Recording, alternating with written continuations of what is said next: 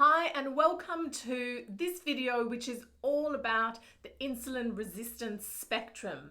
Now, towards the end or the very final video in the low carb challenge, I spoke quite extensively about the insulin resistance spectrum and moving beyond the challenge in regards to this. Now, today I'm going to go over some of that information. So you might hear a few things repeated, but it's always good to rehear things and to refresh your memory about this stuff.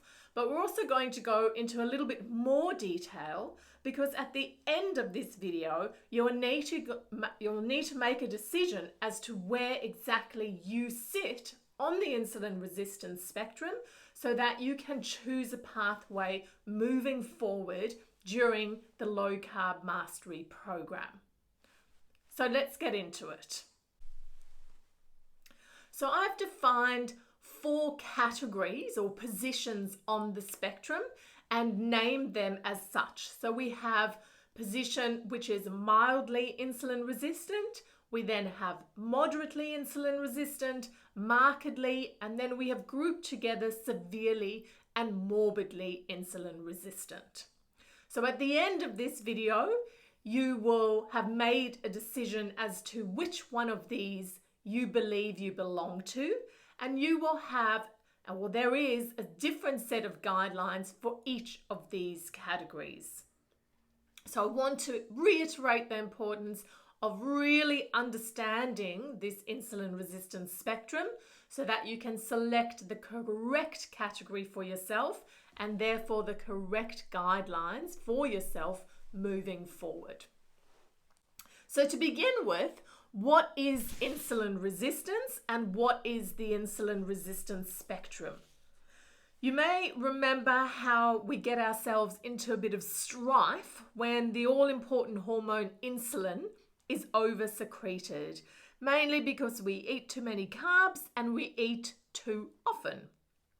And over time, this results in our insulin receptors becoming more and more resistant to the action of insulin and ultimately gets us trapped in this vicious cycle of increasing levels of insulin and greater insulin resistance. And I hope this all sounds familiar right now.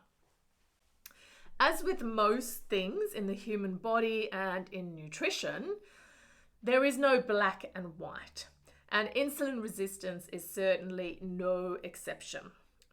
Again, as you've heard me mention before, there exists this spectrum of resistance. On one end, we have individuals who are extremely resistant, or we might call them carbohydrate intolerant. And right down on the other end, we have individuals who are extremely sensitive, or we call them carbohydrate tolerant. And in between these two extremes, we have this massive spectrum. And all of us fit somewhere along this spectrum. So the questions that stand out here are as follows. How do you determine where you sit on this spectrum? How does your position on this spectrum correlate to the amount of carbs you can then tolerate? And finally, can you change your position on this spectrum? So let's explore all of these a little bit further. And we'll start off with how do we determine where you sit on this spectrum? Well, you may remember that determining where you sit on this spectrum is like putting the pieces of a very large jigsaw puzzle together. At birth, a couple of things would already determine the position of this little dial that I have there on the screen. You can see that in yellow. And yes, babies are going to be pretty insulin sensitive, but factors like genetics and even what your mum ate during pregnancy will already determine if that little yellow dial is just a little bit higher or a little bit lower down on the spectrum. And then as you move through life, lifestyle and your environment begin to have an impact. So you can, for yourself, look back and consider a range of things. You want to think about the types of foods you were habitually exposed to as a child, the exercise and activity level and habits as a child and then also as a teenager, what your stress levels were like in your teen years, possibly. Were you overweight as a kid? Were either of your parents overweight? Or did they or do they suffer from any metabolic or lifestyle diseases? And we know that each of these factors will either move you a little or maybe even a lot up or down the spectrum, slowly increasing your resistance or keeping you closer towards the more sensitive side. We can then continue to look at all these factors now in your adult life, your weight history, the level of subcutaneous fat that you carry as opposed to visceral fat. Remember that visceral fat is the fat around your organs. If you're interested in knowing these sorts of things, this would be obtained through something like a DEXA scan. We know that visceral fat will push us a lot higher up on the insulin resistance spectrum, whereas subcutaneous fat doesn't have as great an impact on our resistance. So sometimes, visually someone can look really lean, but if they have a lot of visceral fat, they can actually be quite insulin resistant. And that's something that we need to take on board and consider with all of this. Other factors include the quality and amount of sleep that you have, your stress levels. Both stress and sleep, the inadequacy of sleep or quality of sleep, can have a significant impact on your insulin resistance. We're also looking at current and past exercise habits, current and past food habits, things that you have consciously done to assist in reducing insulin resistance. So have there been steps you've taken? Maybe you've done a meditation course, or something like doing the low carb challenge is a way of taking you down towards a more sensitive side. So what have you done to improve your sensitivity? All of these things will give us clues, and we can slowly begin to get a clearer picture of where we as individuals sit on the spectrum. We can also gather information by looking at blood markers. We want to maybe look at things like glucose and insulin and HbA1c and liver enzymes and your C-reactive protein, your cholesterol profile. All of these things are going to have an impact. Now, sure, this can sound complicated, but if you think about each of these individual factors that I've just mentioned, and then you apply them to yourself over your lifetime, I bet you could make a pretty good guess as to where you sit currently.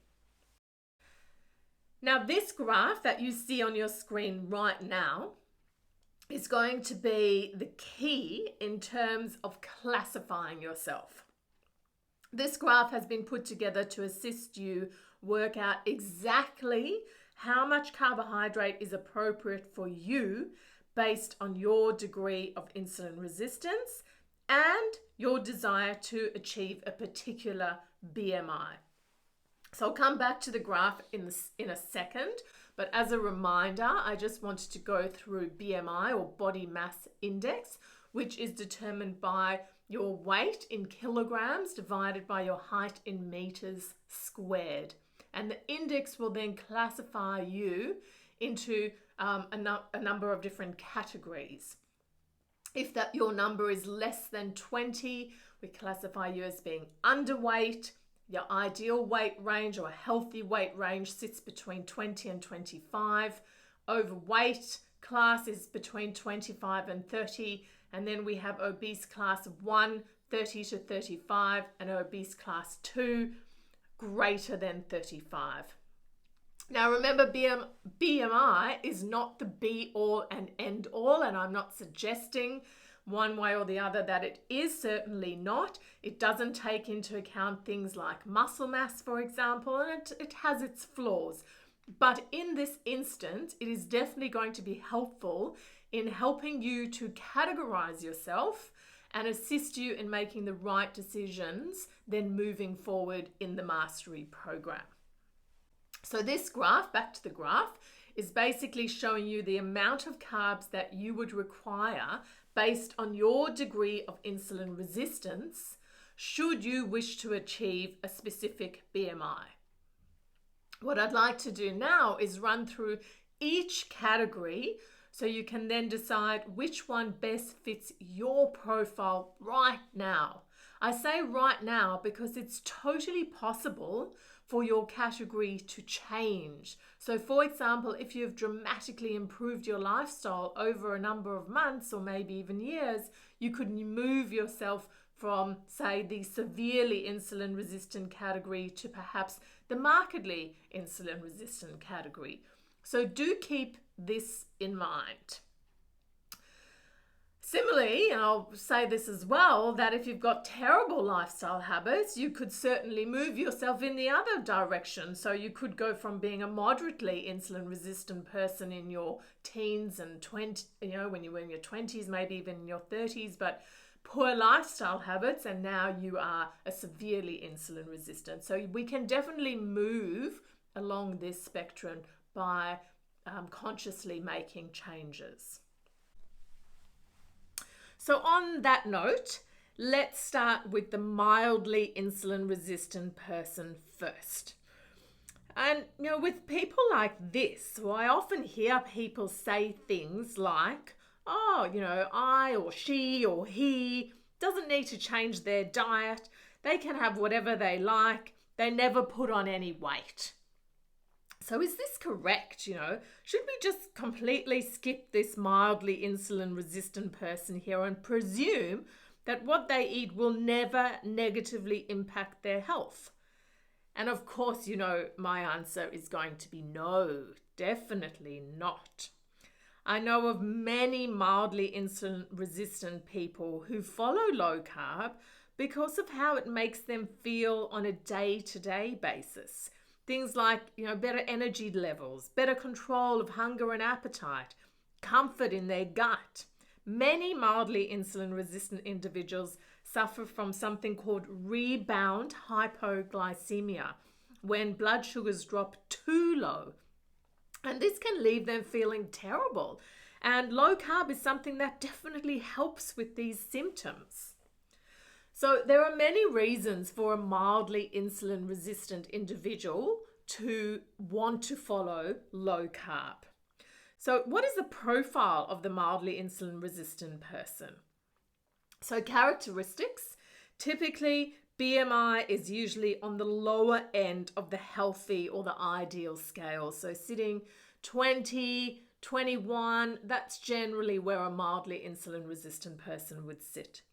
Their weight may have fluctuated like a kilo or two here and there in their adult life, but never anything significant.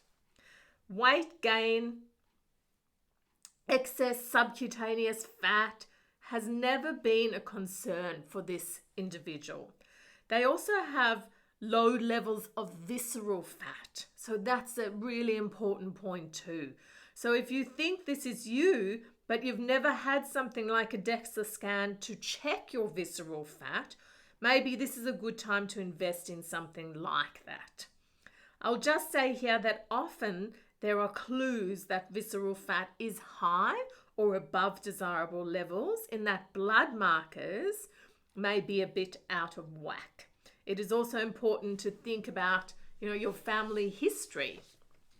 Are there people in your family with lifestyle diseases or similar body types to you who have recently been diagnosed with something? You might look at your mum and recognize that you have a very similar makeup to her. You're both lean, but perhaps recently mum was diagnosed with something like a pre-diabetes or raised liver enzymes or whatever it might be. And this will really be an alarm bell that there is something going on deep inside, that in reality there's reason to follow low carb, even though right now you might be mildly insulin resistant. So it's all important to take all these things on board. In general, however, blood markers in mildly insulin resistant people are all good. So you'd go to your doctor, have some blood tests done, and they'd say, nothing to worry about here, no inflammation, no indication of lifestyle or metabolic diseases, all very healthy. So in summary, the mildly insulin resistant person is really healthy and really lean. So if that's you, that's the category that you are going to be following for the Mastery program. The next one is your moderately insulin resistant person. And this person's BMI is still sitting within the healthy or the ideal range, but it's on the higher end of this range, more like 23, 24, 25. And this is true even when this type of individual is eating a fairly large amount of carbohydrates. So following a standard Australian diet, they would still be able to maintain their BMI at around about this level. Whereas the mildly insulin resistant individual who went through before, their weight hardly ever changes no matter what they do.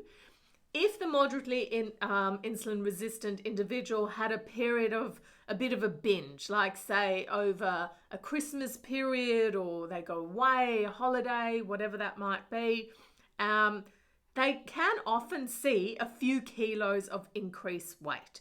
It's never going to be anything significant, but that weight can creep up and will creep up if they have a bit of a binge. But then if they go back to what they usually do, their normal day-to-day diet, they can lose that weight very quickly and easily and get back to where they usually sit. So a slight difference to the mildly insulin resistant person there. Again, I would caution around visceral fat, and having the knowledge about this in making a decision in regards to your category is really important. And so if you believe that you're moderately insulin resistant, you might also like to think about having something like a DEXA scan to check this out. Other characteristics: blood markers are generally good. There is very limited or nothing significant in terms of lifestyle or metabolic diseases present in the individual themselves or really in their family. Following the 6-week low-carb challenge, we generally see this type of individual having their BMI coming down to the lower end of the ideal range. So if you've just done the 6-week challenge and before you started, your BMI was sitting at 24, 25, and now it's sort of 21, 22, then that's a good indication that this is you right now. All right, on to the third category, and this is the markedly insulin resistant person. So this person would typically be carrying a few extra kilos, and that could be anything from about 5 to 15 extra kilos when following a standard Western Australian diet. If we just remember, think back that the standard Australian diet is usually providing us with at least 250 grams of carbs per day. And I've actually recently heard that this average has gone up and is more like 300 to 350, which is alarming. Nonetheless, on a standard Australian diet with this amount of carbs per day, 250, 300, the markedly insulin resistant individual would find it very difficult to keep their weight within the ideal or healthy category, and usually their BMI would be sitting in the overweight category, 26, 27, 28, 29, somewhere around there. So carrying those extra 5 to 15 kilos usually. Going low carb, however, will often see this type of individual quickly and easily dropping those extra kilos and getting their weight into the ideal range. If you fit into this category, you probably did the 6-week low carb challenge, lost the majority of those extra kilos, or are well on your way to getting into the ideal category, and you're moving in that direction now that you have taken on board the low carb principles. Typically, a markedly insulin resistant person will have struggled with weight, particularly as they get older and particularly after significant events. So it's the female who gets pregnant and then can never get off those extra 10 kilos that they now have. Or maybe a significant life event, a traumatic event, and then just never able to shift those extra kilos that came on. Depending on a person's age here, blood markers may have begun to show some signs of negative changes, or there might be significant negative changes already. So this is very much age dependent. You know, in your 30s as a markedly insulin resistant person, you might still be getting away with things, but then hit your 40s, 50s, and all of a sudden these things start showing up in your blood. And so typically things like raised liver enzymes or increased triglyceride, decreased HDL levels, even maybe blood glucose has slightly increased, and your doctor has said things like, oh, we need to keep an eye on this. Or perhaps if you are a bit older, you are already even medicated for one or more of these things. So if that all sounds familiar to you, then you would be classifying yourself as a markedly insulin resistant person. Now, the last category that we go through is the severely or morbidly insulin resistant. On the graph, you would have seen that these are two separate, but for the mastery program, I've put these two together because really in terms of what you need to do, it would be the same. So that's just, for sake of simplicity, and we don't need to go over the same thing twice. But these types of individuals, if they are on a standard Australian Western diet, this person would find it extremely difficult, if not impossible, to achieve a BMI of less than 30. So they would be sitting in what we classify as the obese category. This type of individual has usually struggled with their weight for most of their lives, often starting off in the teen years and then progressing more and more as they get older, and usually becoming a more significant problem as they get older.